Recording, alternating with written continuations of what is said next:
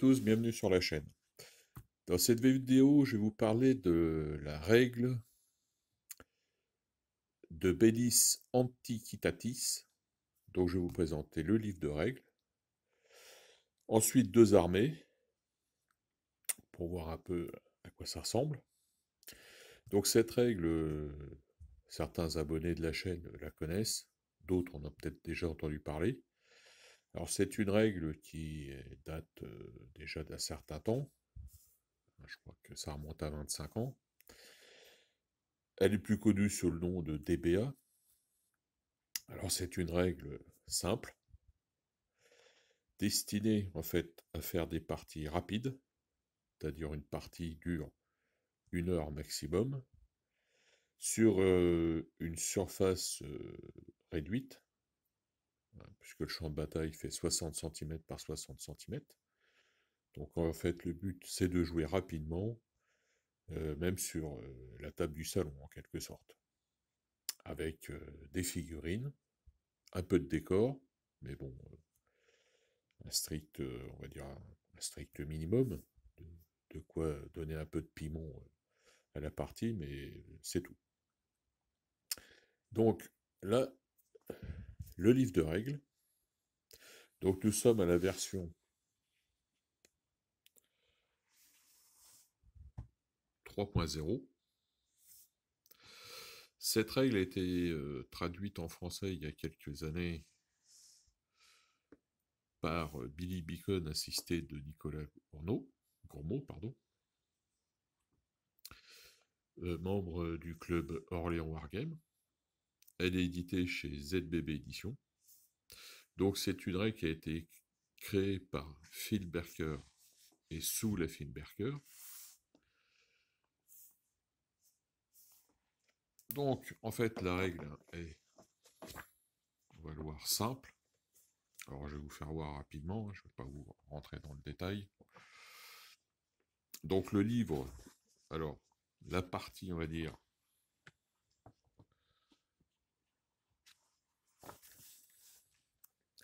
la partie règle, c'est voilà, je vais y arriver, on est à voilà, voilà, page 39, vous voyez, donc en fait ça fait une petite partie du livre qui est consacrée à la règle, parce que comme je vous l'ai dit, la règle est simple, donc il n'y a pas besoin de non plus avoir beaucoup de choses à écrire. Alors ensuite, tout le reste du livre est consacré aux listes d'armées. Ouais, je vous ai changé l'angle de caméra pour un plus grand angle pour mieux voir. Donc je disais donc, tout le reste du livre est consacré aux listes d'armées. Il y en a énormément. Alors ces listes d'armées sont partagées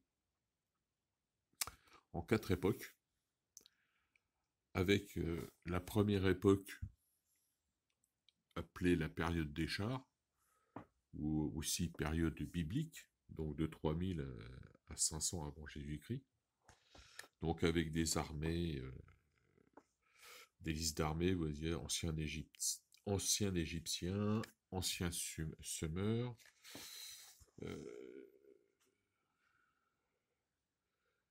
vous avez des Nubiens, vous avez plein de choses, là, déjà, dans cette première époque.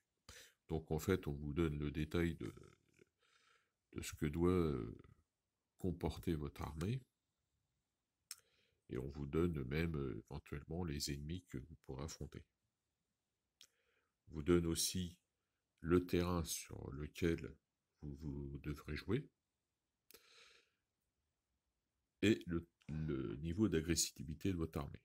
Ça qui servira en fait à désigner l'attaquant ou le défenseur. Le défenseur choisira son terrain et l'attaquant choisira l'endroit où il attaque. Donc, période 1, période 2, appelée période classique, qu'on pourrait aussi appeler période antique. Donc là, avec, alors vous avez même les Indiens, des Indes. Vous avez les Grecs, évidemment. Vous avez les Romains, vous avez tout un tas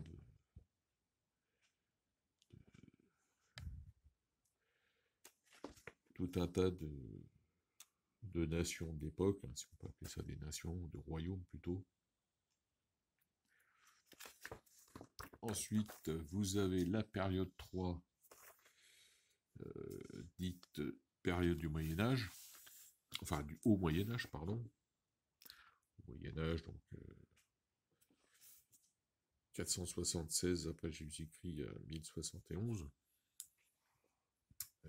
Donc fin de l'Empire romain, invasion barbare, époque Charlemagne. Et vous avez aussi un byzantin. Et vous avez aussi le moyen de jouer des japonais, vous voyez, des pré-samouraïs, des listes d'armées. Ensuite, la période 4, qui est donc le Moyen-Âge, 1071-1520, donc jusqu'à la limite de ce qu'on appelle ensuite la Renaissance. Donc là, avec des listes français, féodaux. Et là, vous commencez à pouvoir avoir des listes, vous avez les premières croisades, première croisée, quoi. Vous avez aussi des Indiens, oui, Indiens des forêts américaines, puisque à la fin de, évidemment, découverte de l'Amérique, on peut jouer Indiens du Mississippi, on peut jouer des tribus indiennes. Et donc, toujours le même principe, hein, vous avez ce que vous devez pouvoir prendre en unité sur le terrain sur lequel vous allez combattre et votre niveau d'agressivité, ça ne change pas. Donc en fait, cette règle est faite pour le jeu et va permettre en fait, même si vous avez, comme je vous l'ai dit, à chaque liste d'armées, le potentiel ennemi que vous pouvez affronter, vous allez pouvoir aussi, puisque c'est le principe du jeu, pouvoir faire des affrontements inter-époques. C'est-à-dire prendre des Grecs pour affronter des Français du Moyen-Âge. C'est tout à fait possible dans la règle et c'est fait aussi pour ça. C'est le jeu pour le jeu. Ce n'est pas une règle qui cherche avant tout l'historicité, c'est une règle qui cherche avant tout le plaisir du jeu. Alors, avec ce livre, je vous mettrai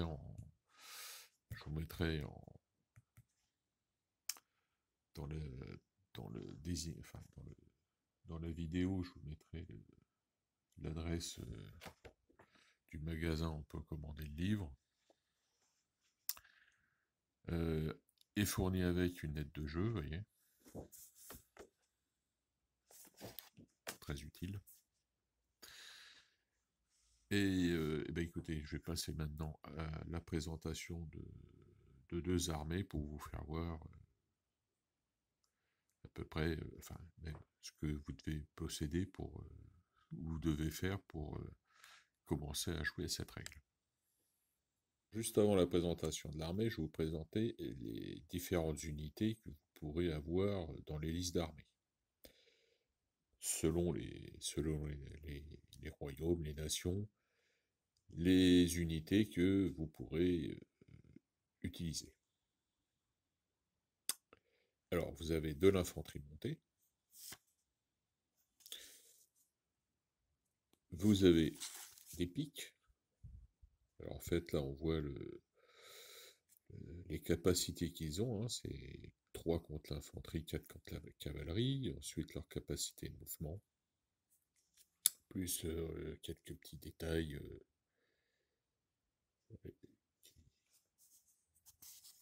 qui sont spécifiques à des unités. Vous avez des chameaux, des fourgons de guerre, surtout pour les asiatiques, chars à faux, hein, ça qu'on retrouve dans l'Antiquité, bandes guerrières, horde,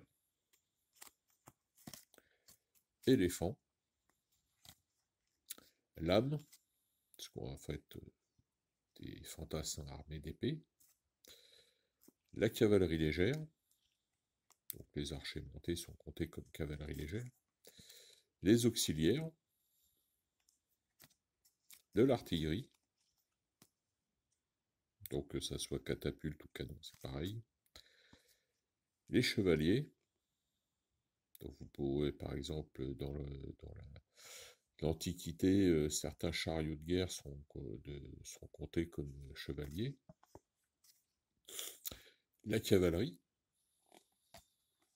alors les psiloïs, ou ce qu'on pourrait appeler des tirailleurs,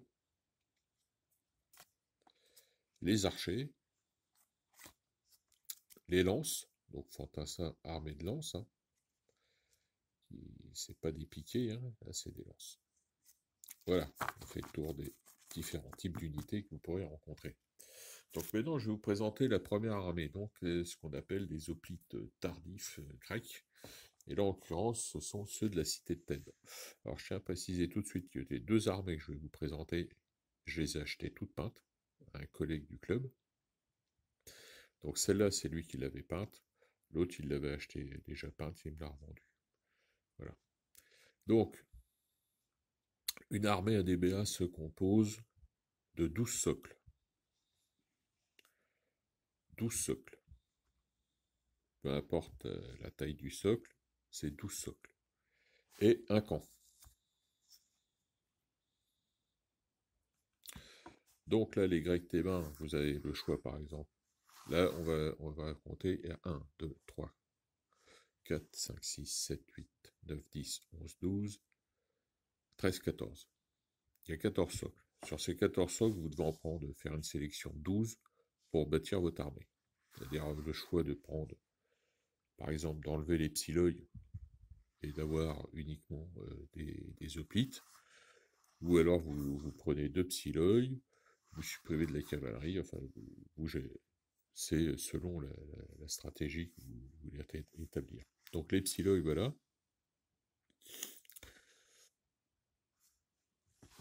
Bon, les tirailleurs.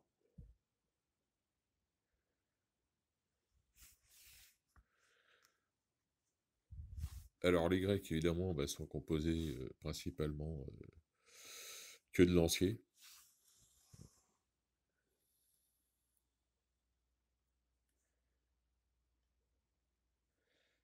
Et fait un très beau travail de peinture hein, sur cette... Alors vous avez ces hoplites là qui sont en double socle.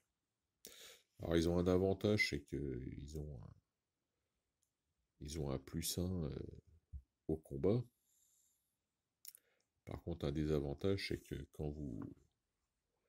si jamais un de ces socles est éliminé, il équivaut pour 2 au premier, pour 2 pertes. Donc ça peut être à double tranchant. Donc la cavalerie, elle est classée cavalerie.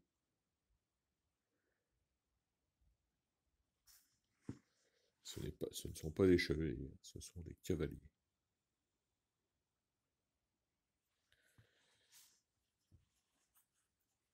Vous avez donc une plaquette toujours. Dans votre sélection, vous devez prendre une plaquette de commandement. En l'occurrence là, c'est celle-là. Plaquette de commandement. Qui lui aussi s'est éliminé, c'est le chef, hein, coûte 2 en perte.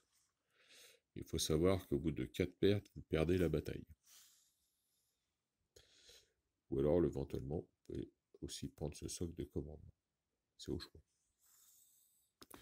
Voilà, le camp, donc, est, lui, ici équivaut à une perte quand vous le perdez.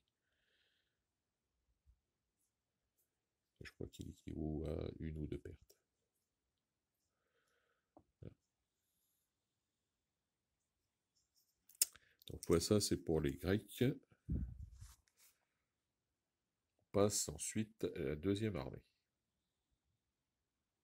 Alors, cette deuxième armée est composée d'1, 2, 3, 4, 5, 6, 7, 8, 9, 10, 11, 12, 13, 14, 15, 16, 16 socles. Alors pourquoi 16 socles? Parce qu'en fait cette armée a un avantage, c'est qu'elle peut faire 2 nations. Donc, elle peut faire des lombards ou alors des bulgares. Donc, je vais vous la présenter déjà en mode, on va dire lombard, et ensuite en mode bulgare. Alors, en mode lombard, vous avez 2 unités de psiloï.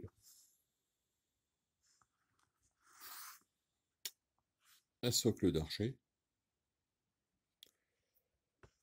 4 socles de lance,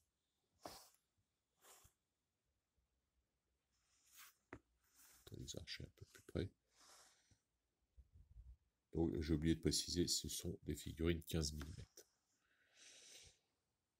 Ensuite, vous avez 4 socles de chevalier,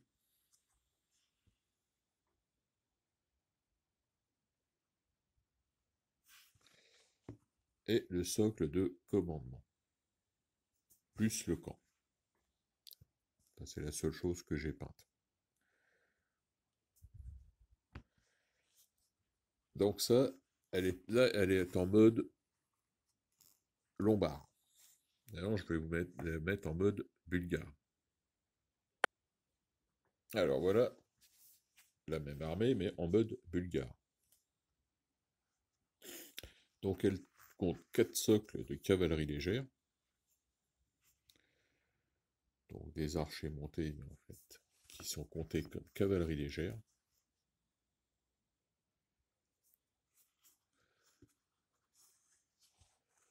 Un socle d'archers, toujours le même. Toujours des milices, hein, donc les lances. Donc 4 socles de lance. Par contre, vous n'avez plus que 2 socles de chevaliers.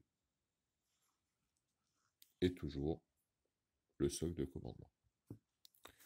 Voilà l'armée bulgare. Donc une armée plus manœuvrable évidemment avec sa cavalerie légère. Voilà donc pour une petite présentation de DBA, de armée DBA et règles DBA. Donc je vous mets en descriptif une vidéo faite par les traducteurs de la règle. Hein, vous avez même un rapport de bataille. Dans le descriptif aussi, l'adresse du magasin où vous pourrez trouver donc, le livre, des figurines aussi, ils vendent des figurines. Alors c'est très bien parce qu'ils vendent des figurines et ils vendent ces petites fiches avec, qui sont un condensé de votre armée. Récapitulatif, c'est très bien. Voilà. Donc on se retrouvera pour une prochaine vidéo. D'ici là, bon jeu et bonne peinture. Et puis à la prochaine.